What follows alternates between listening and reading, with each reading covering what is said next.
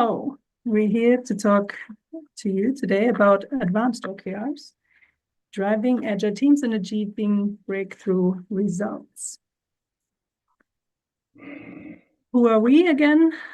So as just said, I am Christina. I'm sitting here in Vienna, Austria. I'm an agile coach for Avanade, leading the Austria, Switzerland, and Germany regional agile and DevOps community of practice. And with me is my colleague, Christopher May.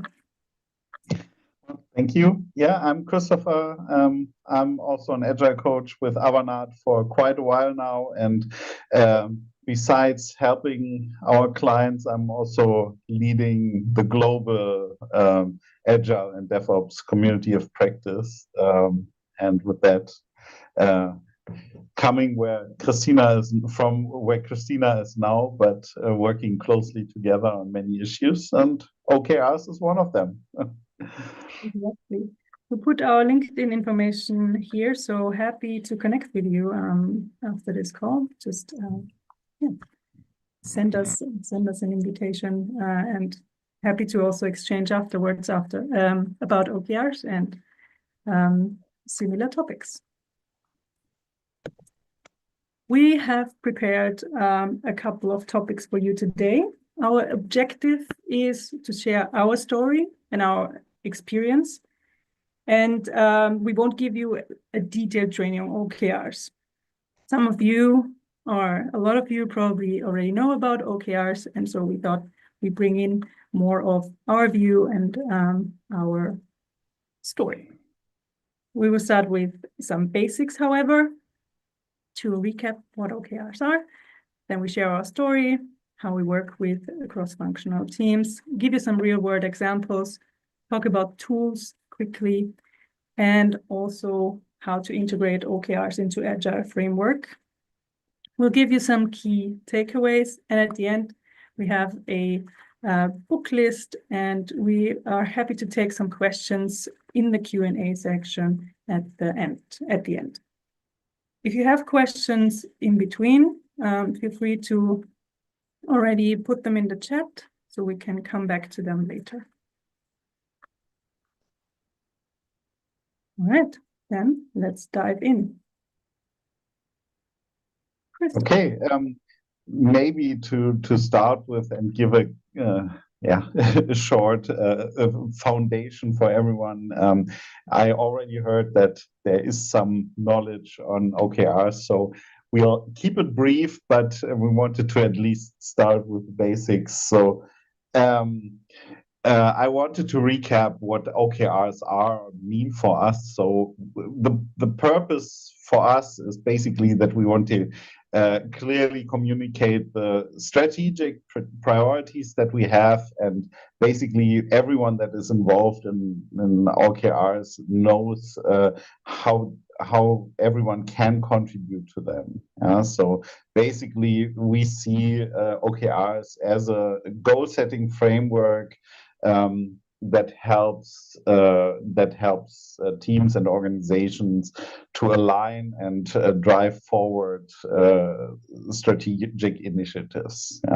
And it is done basically by focusing on a certain amount of objectives and a certain amount of key results, like 3 to 5 is the number we are always talking about.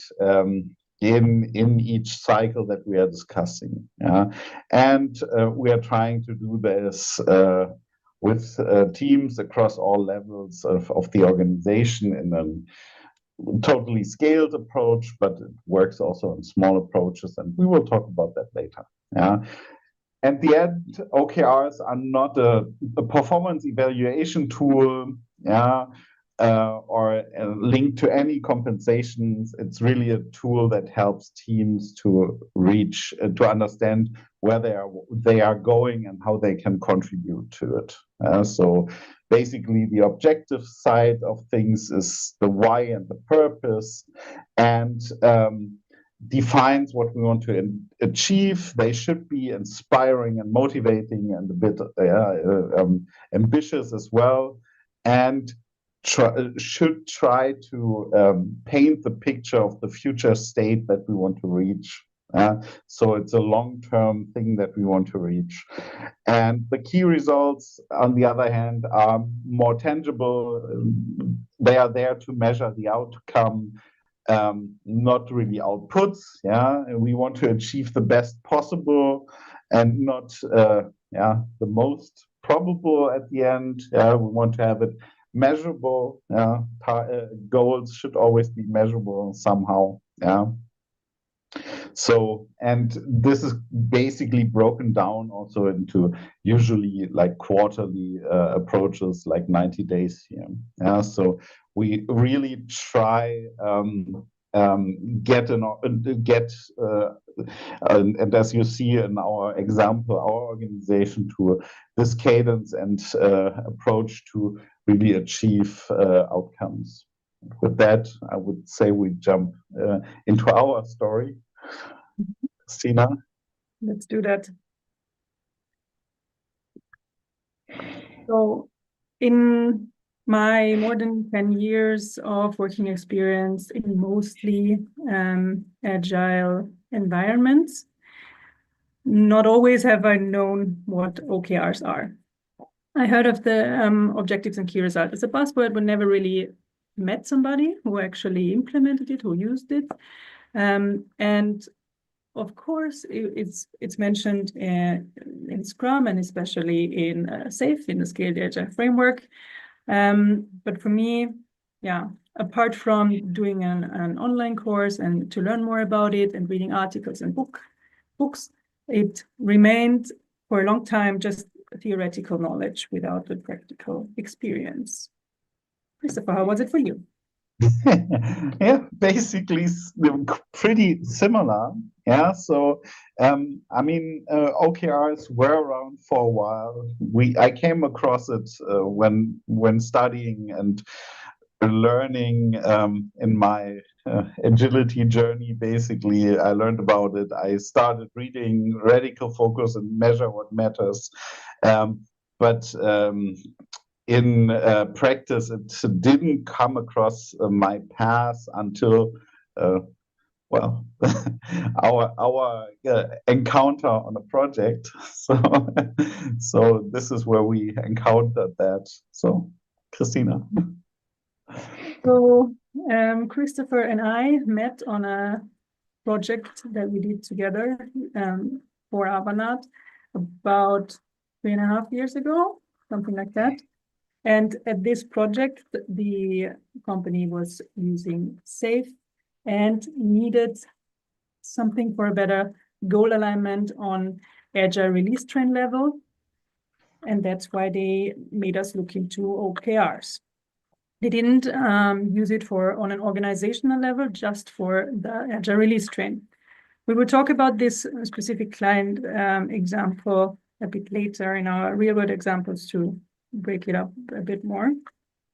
But this is where me and Christopher came to the to our real-world example, to our first real-world example, where we needed to do some learning by doing, and we quickly noticed that we just need more knowledge and experience with OKRs within Avanade, and that's what drove us to develop an internal OKR training to enable others within Avanade to know more about OKRs and to start the internal use of objectives and key results.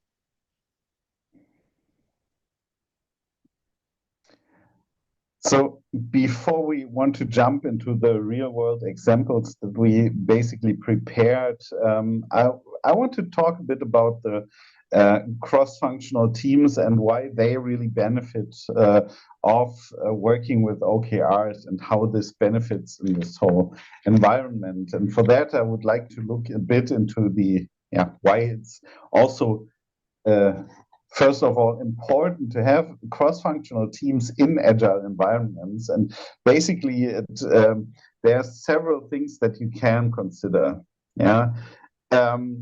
basically, it's very important if we talk about cross-functional teams, that always means that we have diverse teams, that we have team members that have diverse functional backgrounds, and this also always contributes to innovation that helps with accelerating problem solving, but also enhances a bit adaptability. So at the end, OKRs contribute to that because they are, well, you can say it's a very robust goal-setting framework. So it's providing clear and measurable objectives and key results. They are very transparent as well to the whole organization, and this helps basically to keep a certain focus in the organization, but also keep up the accountability within the teams. At the end, every team member should know when we are using OKRs, no matter what functional expertise they have, that they are working all towards a common goal, and that is kind of aligned to this common goal with the broader organizational vision in an ideal state. With that, basically, we'll try to also unite all these individuals. We'll try to break down silos when we have cross-functional teams, and we want to have a culture of collaboration, and where you share your knowledge among the organization as well. And this should not only help to improve efficiency for projects, but also helps teams to get better in problem solving and brings in diverse perspectives and skills as well. When we talk about OKRs there, we can also say that this also helps teams that they continuously align and that they focus also on measuring these goals and the progress. For that, OKRs bring along that you have regular check-ins, that you check and review your key results so that you can keep up a certain momentum, that you can adjust in a timely manner when you see that something is going south at the end. And it keeps a team agile and responsive when it comes to changes. So, well, at the end, we talk about an environment that is created, and that's always an agile, basically, that helps to have a fostering fostering an environment where we talk about cohesive and dynamic and goal-oriented culture.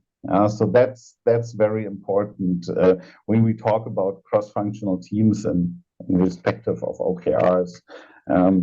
Maybe we can switch to the next slide. How OKRs empower and align agile and cross-functional teams. So basically, I want to just look into this and tell you a bit about that, because at the end, OKRs have a very structured but adaptable approach to the whole goal setting and performance tracking approach. Performance not in the performance measuring part, but in terms of how we can improve and reach our goals as an organization. And basically, the empowerment comes basically through the clarity and the focus that we have, because we create objectives that are clear and measurable, so that the team knows where they aim to and what they want to achieve. And the key results are there to measure this progress. The goals and the key results give you this impact. focused. It's very transparent, this approach, and so the teams and the team members can very much focus on that, and this should also help to keep productivity and motivation up in project teams and organizational teams that work there. OKRs bring the alignment with the organizational vision basically on every level of the organization, so that everyone really understands what everything they are doing in the organization is helping you to focus. It gives the cohesive direction. It brings certain sense of unity and purpose into each teams, and this helps basically also to grow teams together. So it's very much effective when you want to collaborate, but break down silos that you have in organizations. And basically you can harmonize efforts when you have shared OKRs that you're all working on. If you're talking about continuous progress tracking and adaptability, basically, and this is very agile, you're continuously looking at the progress. You're trying to see how you're going forward to reach your goals, but also being able to adapt and align along the way. OKRs bring you a certain structure where you can review your key results and just adjust if needed. And the last thing, fostering innovation and collaboration, basically bringing teams together that have certain different perspectives, different disciplines, maybe also diversity, that helps bringing them together, sharing knowledge and working together in an innovative environment, and also fostering innovation at the end. So basically we want to have ambitious goals and work creatively together to find solutions and reach these ambitious goals as well. With that, I would pass it on. Thank you, Christopher. Now, done a lot of talking about the theory. What's our real-world examples? And we're going to go back to that client where Christopher and I met in the project. Yeah, so it's me again. Basically the client we were involved in had a SAFe setup. So we are talking about an agile release train that was basically was implemented when we joined, and what we have seen over time that there was a certain disconnect between the PI goals and the business strategy. So basically the approach that we took was that we introduced OKRs into the PI planning of this agile release train. So what we wanted to achieve with that was a stronger strategic alignment between the business strategy that the business was seeing for the product that they are working on in this train, and the actual day-to-day work that the teams were doing to achieve that. It was also clear that we wanted to have transparency and focus, and that was a very big value that was held very high, that everything was quite transparent, and with the OKRs we wanted to achieve that as well. And with working with OKRs we also wanted the teams to focus on the necessary things to reach to work towards business strategy. Now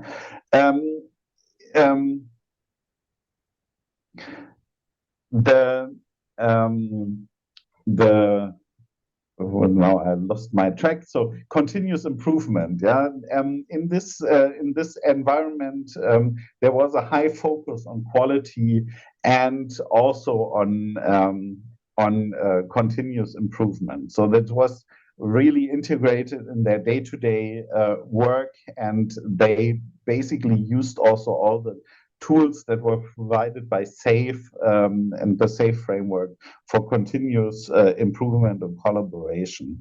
And basically, by introducing the OKRs, we also kind of worked on having these measurable outcomes that we wanted to achieve, but by not only having the PI objectives that got somehow rated. And we also enhanced the whole collaboration with the OKRs, because the teams were involved in working on these OKRs as well, and also that helped to keep up the motivation and the engagement.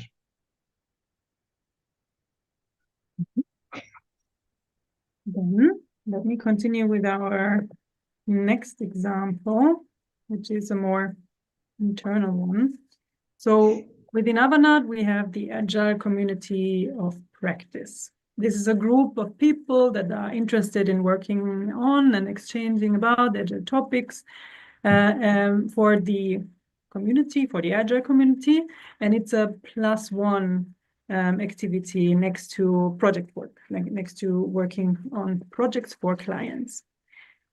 We have highly motivated people, and so there was always something happening. But before we used OKRs, we were taking up ideas and initiatives as they came up, or as we thought they fit. So one person would work on something just because they think it is now an important topic.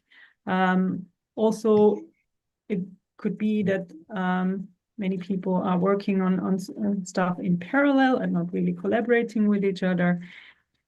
So we ended up starting a lot of things at the same time, but we had a hard time to finish these things, to complete them, because we were just missing the focus and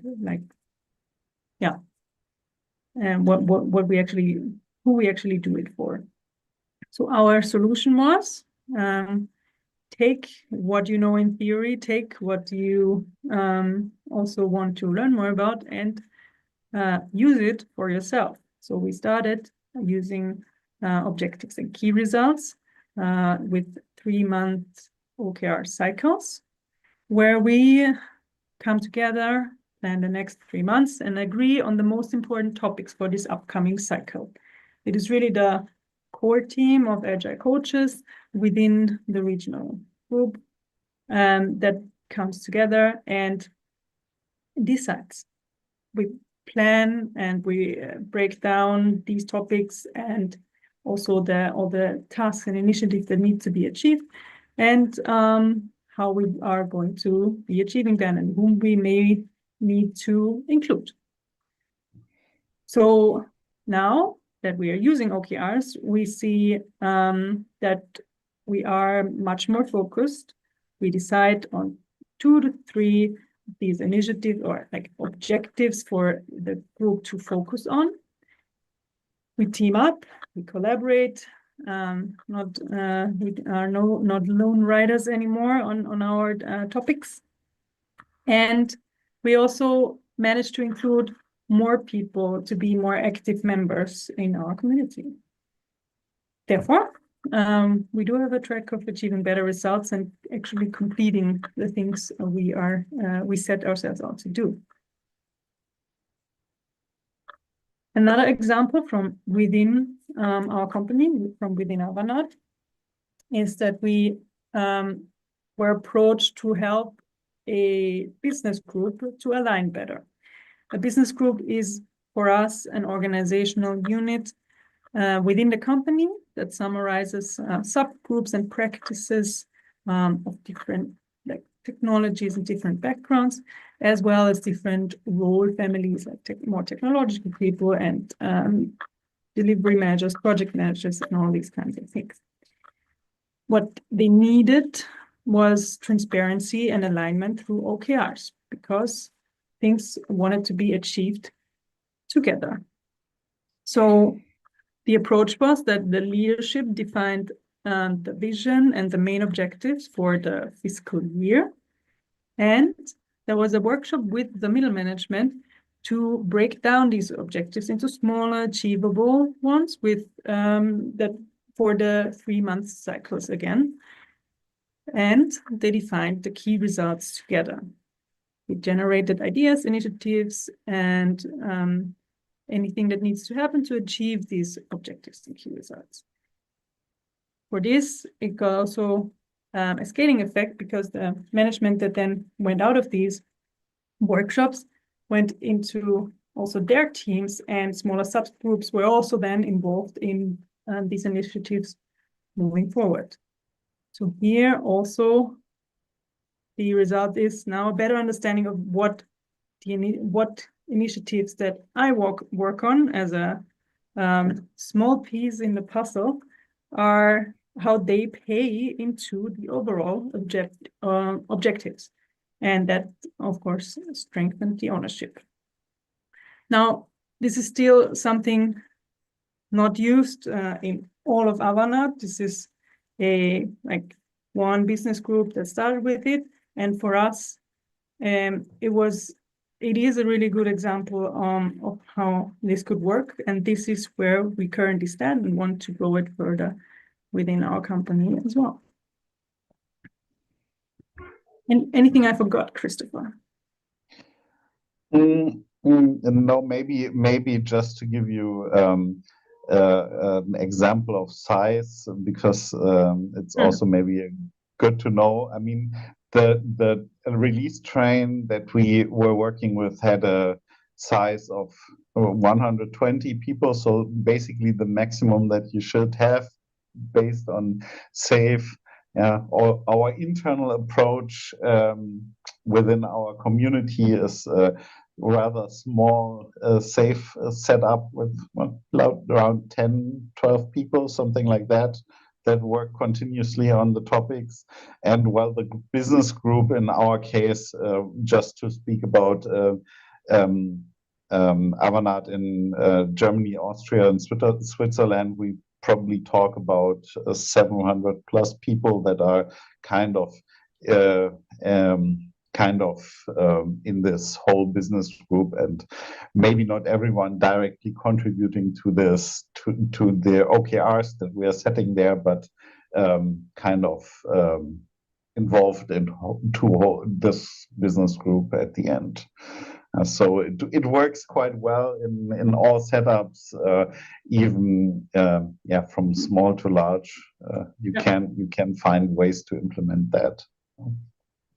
And this maybe also to emphasize again that first example, that client example, that they only used it in their Agile release train, and the rest of the organization was not, at least, if they were using OKRs, it was not connected to each other. And also for the other two examples, it does work also if you only do it in a small subgroup. It will still help get better results. But of course, the more connected you are within a company, the more everything is connected to each other, the better the alignment is, and the better you can actually work towards the bigger goals together. Now, when talking about objectives and key results, we often get the question of what tools are there? What can I use to make OKRs visible and collaborate on OKRs and make this transparent within my company? The benefit is that it facilitates the alignment. You can track the objectives together, and you have this transparency that everybody can look at the objectives and key results and see what can be what is in focus. But we always say that there is no fancy software required to do this. So simple tools can just be as effective. For a simple tool, the example we like to give is just using a digital whiteboard. There are lots of providers out there, like the Microsoft Whiteboard, Mural, Miro, and numerous others, where you just line up your objectives and key results and make sure everything is connected. It's cost effective, it's easy to implement, it's still visual and collaborative, and you're very flexible and adaptable to changing. This would be how it looks like on a simple whiteboard. You write the objectives you want to achieve, the key results that are connected to it, what milestones or initiatives you have that pay into the key result, and who the driver of this key result is. As an example for a more integrated tool, and here also there are many on the market, we bring in Viva Goals because this is the one we are using currently. It is integrated with the existing Microsoft tools. It aligns the smaller team goals into strategic priorities and provides real-time insights. There are other integrations with Jira, and there are many that could be named, but just to give you a view on how this could look like with Viva Goals. This is out of the Microsoft Teams, so it can be integrated also in a Teams channel, or in a Teams group. And you can see clearly like the first one here, publicly launched Mark 8 to establish industry leadership is the objective. Underneath, you can see certain key results that need to be achieved for the objective. And then there's even a smaller objective connected to it. You can see who is the owner, who is working on this. And you can make, as you can see on the right-hand side, you can make sort of check-ins of how far you are in achieving your goals. And it also pays into each other. But again, tools can be as simple as a whiteboard on the left-hand side, but just to also mention that there is more sophisticated ones.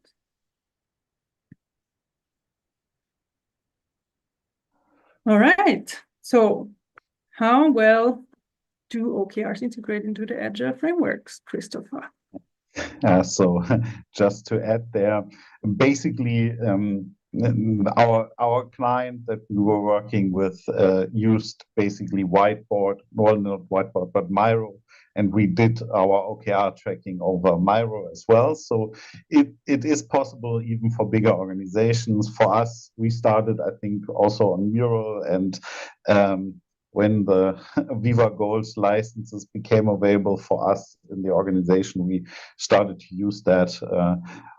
I have to say, Avanade has a close affiliation with Microsoft, so that's why we had the tool stack, but it's not that we say that's the tool to go. There are other ones that you can use, and I saw in the chat there are already some mentioned, so try out what fits you best, and it always is starting from where you are and using the things that are closely available to you is, I think, always a good approach, and fits very well into the agile mindset that you start small. But how do you integrate OKRs into agile frameworks? We already mentioned SAFe, and I'll give an example to it later, but I'll start with Scrum, because at the end, OKRs are quite easily alignable with sprint goals and product goals at the end, because the idea of Scrum.org in this case is that you have use sprint goals and product goals, so you basically can connect OKRs to it. Yeah, so to give you an example here, if the objective is to improve customer satisfaction, and you have a key result that is something like reduce the average response time to inquiries that come from the customer by 20%. Again, measurable goal that you want to reach. Yeah, then you can always use the sprints to plan tasks that help you to reach this key result, or creating sprint goals that kind of contribute to these key results and ultimately to the objective as well. So that's the idea with Scrum. And if we look at SAFe, you can implement OKRs on many different levels, yeah, on portfolio level, but also on team level. As mentioned, we did it on the art level, so for the teams, yeah. But if you look at portfolio level, you can have an objective to enhance the overall product quality, for example, and you can define key results for that as well. And then you can basically cascade them downwards on the program level, on the team level, depends on the size of your SAFe implementation, to make sure that everyone in all teams are working on the same strategic goals and trying to reach the same goals at the end. So for us, as the question was also already, I have seen that in the chat, we implemented it on the team level and basically had the OKRs implemented where we used to have the PR objectives, and that worked quite well for us. And the last example that I have is basically Kanban, which is also a way to think about it. Yeah, so when you have objectives that you set to focus a bit more on improving the flow of work, and Kanban is all about flow of work. So you can say, okay, an objective could be that we want to increase the throughput of a team, and then we define key results as well, yeah, reducing average cycle time, increasing number of tasks completed per week or something like that. And then we can use the Kanban metrics as well to track the progress towards these results at the end, yeah, and also make adjustments as needed. Yeah, so basically measuring flow, cycle time, throughput, and so on, help you to determine if you're on the right track to reach your goals. Wonderful. Then we already come into the part where we want to summarize a bit from our experience. What are our key takeaways, and what are the things that we want to give you on your way, if you haven't considered them yet, or you're just starting with OKRs. Everything goes under the motto for us: start small and then grow it. For us, it's been proven as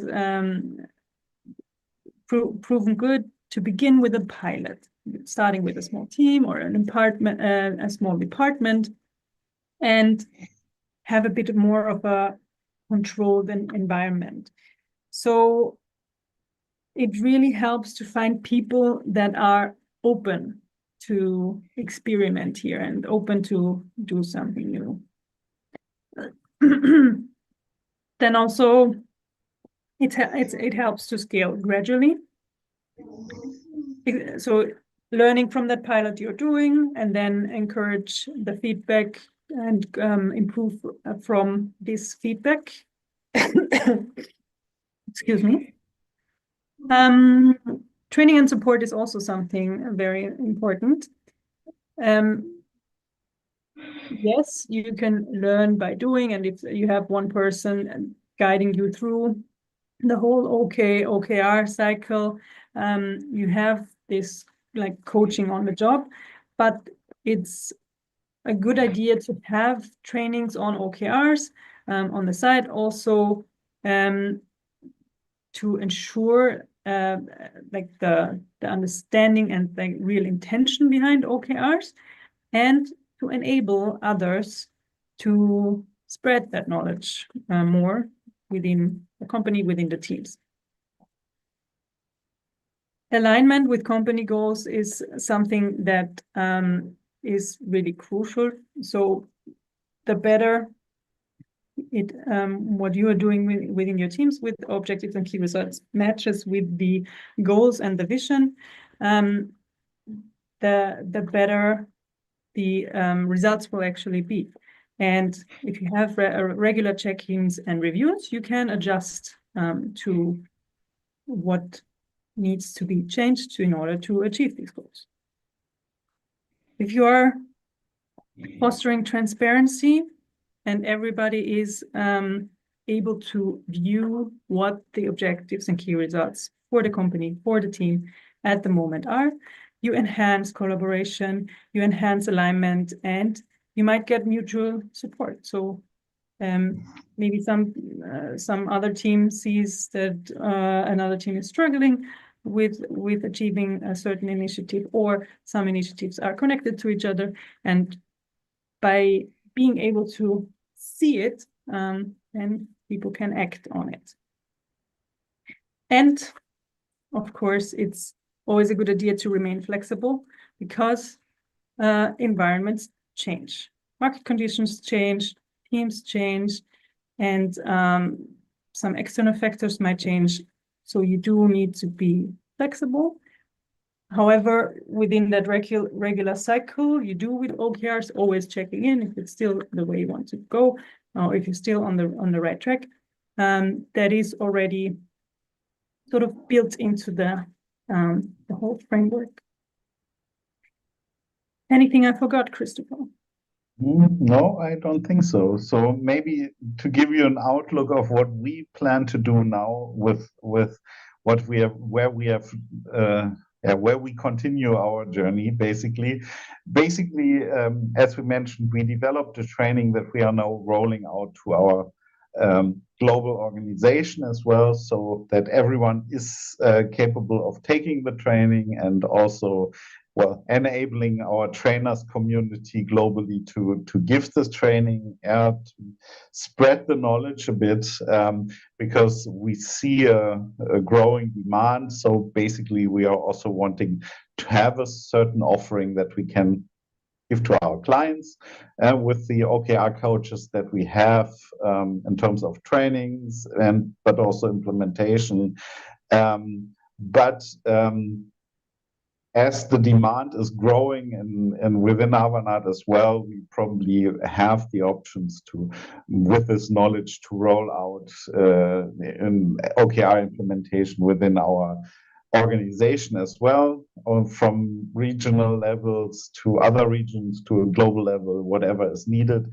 But we have to say, we are not an agile company, definitely not. Yeah, so we are not pushing this to everywhere, and it's not an initiative that is pushed by our leadership. It's more or less an initiative that is a grassroots movement from us. We see the demand is growing, and the advantages are seen, and we are kind of helping to spread the knowledge, and this goes in the same direction. We are starting small and we are growing it over time, and that's our approach that we want to follow. And yeah, before we move to the Q&A part, just quickly look at the recommendations for reading. Yeah, you will find lots of things about OKRs. Yeah, lots of literature, lots of playbooks from organizations that offer that on their website. But if you really want to dig into it, I can just recommend to read Measure What Matters and read Radical Focus. And well, if you want to get a bit more behind where it all comes from, the High Output Management by Andrew Grove from Intel would be a book to read as well. And there's one book from Ben Lamort, who's very active in the OKR field, with the OKR field book. I guess these are good reads to start with.